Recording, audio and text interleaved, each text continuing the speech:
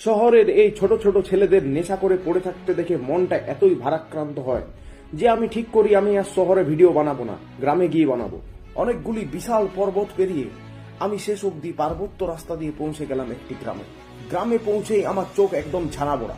এখানের মানুষ এতটাই বড় লোক যে তারা সোনা দিয়ে নিজেদের বাড়ি ঘর বানায়। মানুষের পাশাপাশি এখানে পশুদেরও এত টাকা যে হনুমানও এখানে বাইক কিনে তাতেই চলাফেরা করে।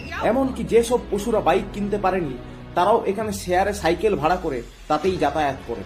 হেঁটে চলার দিন এখানে ফুরিয়েছে। এখানে তৈরি প্রত্যেকটি বাড়ির সামনেই রয়েছে একটি করে সুইমিং পুল। এত বড় সাইজের হাইব্রিড লাক্স সাবান শুধু এইখানেই পাওয়া যায়। ইনফ্রাস্ট্রাকচারের দিক থেকেও এই জায়গা কোনো অংশে পিছিয়ে নেই। মালয়েশিয়ার আদলে টুইন টাওয়ার এখানেই তৈরি হচ্ছে। সরকারের দূরদর্শিতায় এখানে এমন রাস্তা তৈরি হয়েছে যেখানে আপনি বাইক বা গাড়ি নিয়ে কখনো স্পিডে যেতে পারবেন না। সুতরাং অ্যাক্সিডেন্টও হবে কম, জীবনও বাঁচবে বেশি।